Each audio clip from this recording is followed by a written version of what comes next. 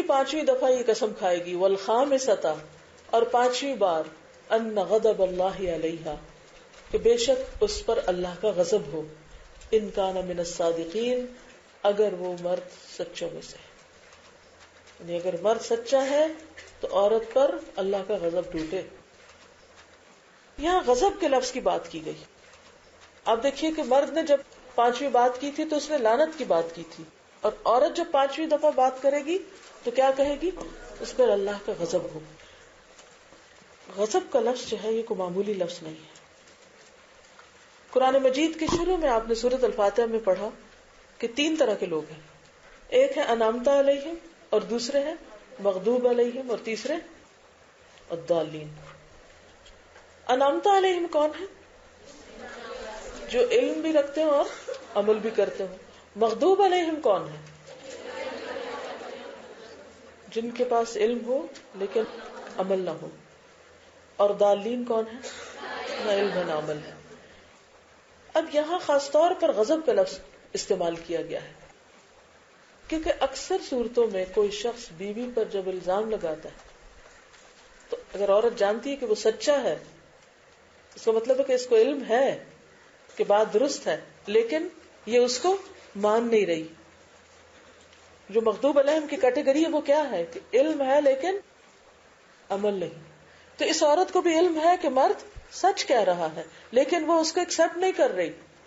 تو اس لیے کہا گیا کہ اگر تم ایکسپٹ نہیں کرتی تو پھر تم اس کیٹیگری میں شامل ہوگی مغضوب علیہم کی، کیونکہ مغضوب علیہ وہ شخص ہوتا ہے جو حق بات کو جاننے کے باوجود اس سے منہ موڑ لیتا ہے.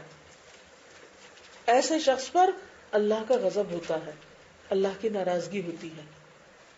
سوچیے عام زندگی میں بھی اگر ایک بات پتہ ہو، کسی بات کا حق ہونا معلوم ہو، اور پھر انسان اس سے منہ پھیر لے، اس پر عمل نہ کرے، تو اس کا انجام کیا ہے؟ اس پر اللہ کا غصہ، اللہ کی ناراضگی. جس شخص کو یہ پتہ ہو کہ زنا حرام ہے، ایسی غلط دوستی منع ہے، اور پھر بھی وہ کرتا چلا جائے، کیا اس پر اللہ کی رحمت ہوگی؟ کیا وہ اللہ کی رحمت کا مستحق ہوگا یا اللہ کے غضب کا مستحق؟ تو یہ بات کوئی معمولی بات نہیں کہ انسان اپنے لیے اللہ کے غضب کو دعوت دے. اس آیت کا سبب نزول آپ کے سامنے رکھوں گی. تفسیر ابن کثیر نے اس کو بیان کیا جس سے یہ بات بہت اچھی طرح واضح ہو جائے گی کہ یہ سب پروسیس کس طرح ہوتا ہے، کیونکہ یہ ایک واقعہ نبی صلی اللہ علیہ وسلم کے دور میں پیش بھی آیا تھا. امام احمد نے ابن عباس کی روایت کو بیان کیا ہے کہ جب یہ آیت کریمہ نازل ہوئی والذین یرمون المحصنات ثم لم یأتوا باربعۃ شہداء فاجلدوہم 80 جلدہ، یعنی اس سے پچھلی آیت جو ہے ولا تقبلوا لهم شہادۃ ابدا، کہ جو لوگ پاک دامن عورتوں پر تہمت لگاتے ہیں پھر وہ 4 گواہ نہیں لاتے تو تم انہیں 80 کوڑے مارو اور ان کی شہادت بھی کبھی قبول نہ کرو. تو سید الانصار سعد بن عبادہ رضی اللہ تعالی عنہ نے عرض کی، اے اللہ کے رسول صلی اللہ علیہ وسلم، کیا یہ آیت کریمہ اسی طرح نازل ہوئی ہے؟ کیا واقعی یہ آیت ہے؟ قرآن میں ہے یہ؟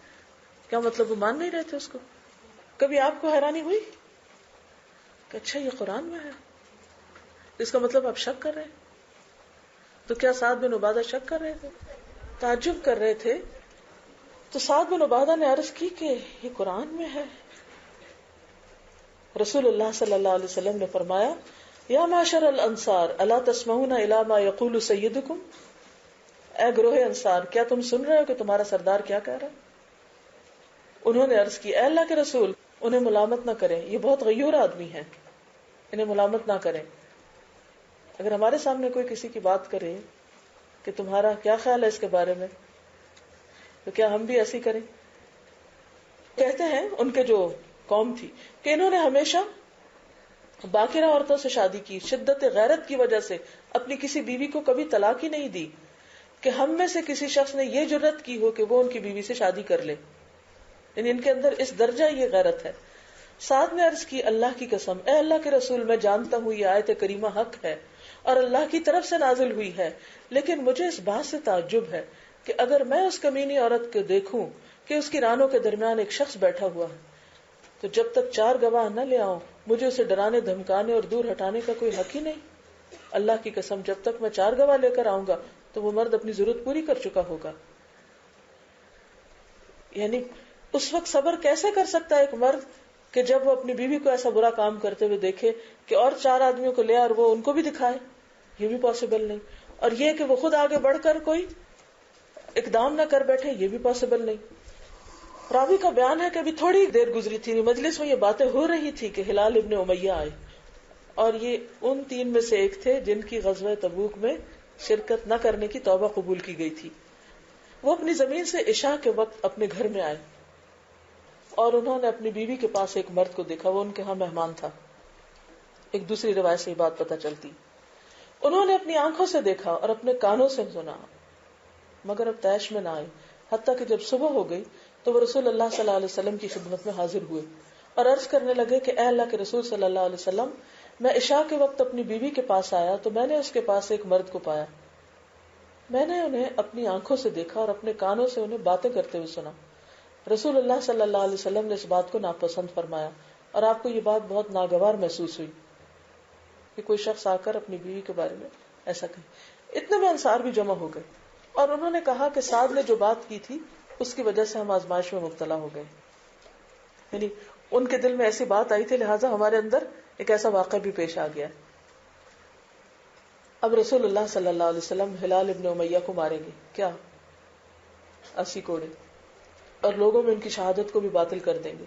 یہ سن کر ہلال نے کہا اللہ کی قسم مجھے امید ہے کہ اللہ تعالیٰ میرے لیے اس مشکل میں سے نکلنے کی کوئی راہ پیدا کر دے گا.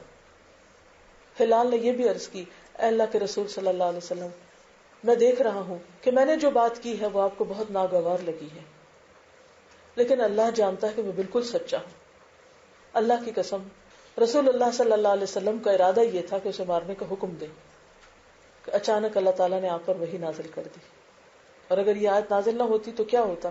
پچھلی آیت کی روح سے انہیں پہ 80 کوڑے پڑتے. اب بیوی کو بھی اس حالت میں دیکھا اور پھر بات کر کے سزا بھی پائی، تو یہ ایک بہت مشکل ترین مرحلہ تھا. آپ پر جب وحی نازل ہوئی تو صحابہ کرام اسے آپ کے چہرے اقدس کے تاثرات سے پہچان لیتے کہ آپ کو وحی نازل، یعنی آپ کے چہرے کا رنگ بدل جاتا تھا. صحابہ کرام آپ سے الگ ہو گئے حتیٰ کہ آپ وحی سے فارغ ہو گئے. اس وقت یہ آیات نازل ہوئی والذین یرمون ازواجہم ولم یکن لہم شہداء الا انفسہم فشہادۃ احدہم 4 شہادات باللہ. اور جو لوگ اپنی عورتوں پر تہمت لگائیں اور ان کے پاس اپنے علاوہ کوئی گواہ نہ ہو تو ان میں سے ہر ایک کی شہادت اس طرح ہوگی کہ 4 بار اللہ کی قسم کھائے. رسول اللہ صلی اللہ علیہ وسلم کی نزول کی کیفیت جب ختم ہوئی تو آپ نے فرمایا ابشر یا ہلال قد جعل اللہ لک فرجا ومخرجا. ہلال تمہارے لیے خوشخبری ہے کہ اللہ کی طرف سے تمہارے لیے کشادگی اور مشکل سے نکلنے کا راستہ بن گیا ہے کہ تم نے آ کے جو یہ بات کہی ہے تو اب تم پر کوڑے نہیں برسیں گے. تو ہلال نے عرض کی کہ مجھے اللہ تعالیٰ سے یہی امید تھی. یہ جو سچا انسان ہوتا ہے نا اس کے اندر خوف نہیں ہوتا. تو ان کو اگرچہ پتا تھا اس حکم کا کہ میری شامت آ سکتی ہے، لیکن پھر بھی انہوں نے اس بات کو جا کر سچائی کی بنیاد پر کہا اور حل مانگا. رسول اللہ صلی اللہ علیہ وسلم نے فرمایا ارسلوا الیہا، اس عورت کی طرف پیغام بھیجو، اسے بلاؤ، کیونکہ آپ یک طرفہ فیصلہ نہیں کرتے تھے. اس میں بہت سیکھنے کی بات ہے کہ آپ صلی اللہ علیہ وسلم ایک کیس کو کس طرح پروسیڈ کرتے ہیں. انہوں نے اسے پیغام بھیجا کیونکہ ہمارے پاس تو کوئی ایک شخص آ کے شکایت لگائے تو ہم اسی کو مان لیتے ہیں اور دوسری طرف کو نظر انداز کر دیتے ہیں. تو زندگی میں یہ اصول بنا لیجئے کہ چاہے کوئی کتنا بھی سچا ہو لیکن بات کا ہمیشہ صرف ایک رخ نہیں ہوتا، دوسرا بھی ہوتا جسے سمجھنے کی ضرورت ہے. تو وہ خاتون آ گئی، آپ نے اسے بلوایا اور رسول اللہ صلی اللہ علیہ وسلم نے ہلال اور اسے دونوں کو آیات لعان پڑھ کر سنائی اور انہیں نصیحت کی اور فرمایا کہ آخرت کا عذاب دنیا کے عذاب سے بہت سخت ہے. ہلال نے عرض کی اللہ کی قسم اے اللہ کے رسول میں اس کے بارے میں بالکل سچ کہتا ہوں، یعنی میں جو کہہ رہا ہوں سچ ہے. اس کے جواب میں اس عورت نے کہا کہ ہلال نے جھوٹ بولا ہے. رسول اللہ صلی اللہ علیہ وسلم نے فرمایا لاعنوا بینہما، یعنی ان دونوں کے درمیان لعان کرا دو. ہلال سے کہا گیا تم قسم کھاؤ. اس نے 4 بار قسم کھا کر کہا کہ وہ سچا ہے. جب 5ویں قسم کا وقت آیا تو ہلال سے کہا گیا ہلال اللہ سے ڈرو، دنیا کا عذاب آخرت کے مقابلے میں بہت ہلکا ہے، اور یہ 5ویں قسم تم پر عذاب کو واجب قرار دے دے گی کہ اگر تم نے عورت پہ جھوٹا الزام لگایا. انہوں نے جواب دیا اللہ کی قسم اللہ تعالیٰ مجھے اس کی وجہ سے عذاب نہیں دے گا جیسا کہ اس کی وجہ سے اس نے مجھے کوڑے بھی نہیں لگوائے. اس کے بعد انہوں نے 5ویں قسم کھائی کہ اگر وہ جھوٹا ہو تو اس پر اللہ کی لعنت ہو. اور پھر اس عورت سے کہا گیا کہ تم اللہ کی 4 قسمیں کھاؤ کہ یہ جھوٹا ہے. اور 5ویں قسم کے وقت اس سے کہا گیا کہ اللہ سے ڈر جاؤ کہ دنیا کا عذاب آخرت کے عذاب کے مقابلے میں بہت ہلکا ہے، اور یہ 5ویں قسم تمہارے لیے عذاب آخرت کو واجب قرار دے دے گی. کچھ دیر کے لیے وہ رک گئی، جھجکی، اور اس نے اعتراف جرم کا ارادہ کر لیا، لیکن پھر کہنے لگی اللہ کی قسم میں اپنی قوم کو رسوا نہیں کروں گی. اور اس نے 5ویں قسم بھی کھا لی کہ اگر اس کا خامن سچا ہو تو اس عورت پر اللہ کا غضب ہو. اور اس طرح لعان کے بعد آپ صلی اللہ علیہ وسلم نے دونوں کو الگ الگ کر دیا اور فیصلہ فرمایا اور کہا کہ بیٹا باپ کی طرف منسوب نہیں ہوگا، اور اس عورت پر اس کے بیٹے کی وجہ سے الزام نہ لگایا جائے اور نہ اس کے بیٹے پر الزام لگایا جائے. جس نے اس عورت یا اس کے بیٹے پر الزام لگایا تو اس پہ حد جاری ہوگی. اب آپ دیکھیے کہ لعان کے بعد نہ کوئی مرد کو جھوٹا کہے گا اور نہ کوئی عورت پر الزام لگائے گا اور نہ اس پیدا ہونے والے بچے کو کوئی ولد الزنا کہے گا. آپ نے فیصلہ فرمایا. اب ہلال کے ذمے اس عورت کی رہائش اور خوراک نہیں، جو کہ عام طور پہ کیا ہوتا ہے طلاق کے بعد جب تک بالکل اختتام نہ ہو جائے تعلقات کا تو شوہر پہ نان نفقہ ہوتا ہے، کیونکہ دونوں میں طلاق اور وفات کے بغیر جدائی ہوئی ہے. یعنی لعان ایک تیسری قسم ہے جدا کرنے کی. آپ نے فرمایا ان جاءت بھی، کہ اگر اس نے ایسے بچے کو جنم دیا جس کا رنگ زرد سرخی مائل اور جو باریک سرین اور باریک پنڈلیوں والا ہو تو وہ ہلال کا بیٹا ہوگا، یعنی باپ سے مشابہ ہو. اور اگر اس نے ایسے بچے کو جنم دیا جس کا رنگ گندمی، بال گھنگریالے، اعضاء بڑے اور چوڑے سرین اور موٹی بھری ہوئی پنڈلیاں ہوں تو وہ اس کا ہوگا جس پر بدکاری کا الزام لگایا گیا. پھر اس عورت نے واقعی ایسے بچے کو جنم دیا جس کا رنگ گندمی، بال گھنگریالے، اعضاء بڑے اور چوڑے تھے اور سرین موٹے اور پنڈلیاں بھری ہوئی تھی. رسول اللہ صلی اللہ علیہ وسلم نے فرمایا اگر اس نے قسمیں نہ کھائی ہوتی تو میں اس کے ساتھ خاص سلوک کرتا، یعنی اس کو پھر سزا دیتا. اکرمہ بیان کرتے ہیں کہ پیدا ہونے والا یہ بچہ جب بڑا ہوا تو اپنے شہر کا امیر تھا اور باپ کی بجائے ماں کی طرف منسوب کیا جاتا تھا، یعنی ماں کے نام سے بلایا جاتا تھا. اسی طرح امام ابو داؤد نے بھی اس حدیث کو روایت کیا اور دیگر کتب میں بھی یہ حدیث مختلف طریقے سے روایت ہوئی ہے. تو بات یہ ہے کہ اس قانون میں بیسیکلی اللہ سبحانہ وتعالی نے ایک راستہ نکالا ہے ایک خاندانی زندگی کو اپنی جگہ پر لانے کے لیے. اسی لیے فرمایا ولولا فضل اللہ علیکم ورحمتہ، اور اگر اللہ کا فضل اور رحمت تم پر نہ ہوتی. کون سا فضل اور رحمت ہوا یہاں؟ لعان کا قانون کیا ہے؟ اللہ کا فضل اور رحمت، یعنی اللہ نے اس تنگی سے نکلنے کا راستہ بنا دیا اور مشکل کو آسان کر دیا. تنگی کیا ہو سکتی؟ مثلا ذرا سوچئے ایک مرد اپنی بیوی کو غلط کام کرتے ہوئے دیکھتا ہے لیکن نہ وہ منہ سے لفظ نکال سکتا ہے اور نہ ہی یعنی پچھلے قانون کی روح سے نہ ہی بیوی کو سزا دے سکتا ہے. کیا وہ اس حالت میں بیوی کے ساتھ خوشحال زندگی بسر کر سکتا ہے؟ نہیں. بولے تو مشکل، نہ بولے تو مشکل. لہذا اللہ سبحانہ وتعالیٰ نے مخرج نکال دیا، یعنی مشکل سے نکلنے کا راستہ نکال دیا. اور وہ کیا ہے کہ گواہوں کے بجائے کیا ہو جائیں؟ قسمیں. 4 قسمیں اللہ کے نام کی اور 5ویں لعنت کی بات. اور اسی طرح پھر عورت بھی اپنے سے الزام دور کر سکتی ہے اگر مخصوص طریقے پر قسم کھائے.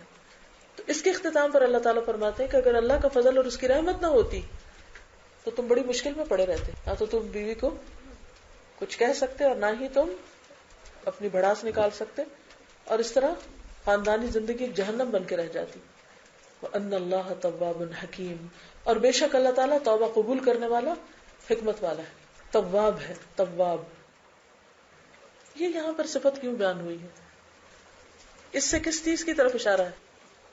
کوئی کیسا بھی جرم کرتا ہے اس کے لیے توبہ کا راستہ بہرحال کھلا ہے. اور حکیم کا لفظ کیوں؟ کہ اللہ تعالیٰ کے یہ سارے احکامات بہت حکمتوں پر مبنی ہیں، ان کے اندر خاص وزڈم پائی جاتی. لہٰذا ان قوانین کو اور ان احکامات کو تم کیا نہیں کہہ سکتے؟ تنگ نظری پر مبنی، آؤٹ ڈیٹڈ، انتہا پسندی، باربیرک. مجھے یہ صورت یوں لگتا ہے جیسے عورت کے حق میں ایک بہت بڑی نعمت. اللہ نے عورت کو پروٹیکٹ کر دیا، اسے محفوظ کر، اس کے حقوق کا دفاع کیا. اور کل انشاءاللہ جب آپ حضرت عائشہ کے دفاع کی آیات پڑھیں گے، حیرت ہوتی ہے کہ کس طرح، جیسے حضرت عائشہ خود حیران ہوتی تھی کہ مجھے یقین نہیں آتا کہ ساتویں آسمان سے میرے لیے وحی نازل ہوگی اور کس طرح اللہ سبحانہ وتعالی میرا دفاع کریں گے. یعنی عورت کی عزت، عصمت، عظمت، حفاظت، ان تمام چیزوں کا خیال رکھا گیا ہے، اس کو پروٹیکٹ کیا گیا ہے، احکامات کے ذریعے بھی، نصیحت کے ذریعے بھی، قوانین کے ذریعے بھی. کیونکہ آزادی کے نام پر ایکسپلائٹیشن کس کی ہوئی ہے؟ عورت کی ہوئی ہے. زندگی کس کی جہنم بنی ہے؟ عورت کی بنی. مرد تو پھر اپنا راستہ خود نکال لیتے ہیں، وہ تو سب کچھ کر کے بھی گویا اس نے کچھ نہیں کیا. تو کل کا ہوم ورک کیا ہے؟ زنا کے 10 نقصانات. اوکے. وآخر دعوانا ان الحمد للہ رب العالمین. سبحانک اللہم وبحمدک نشہد ان لا الہ الا انت نستغفرک ونتوب الیک. السلام علیکم ورحمۃ اللہ وبرکاتہ.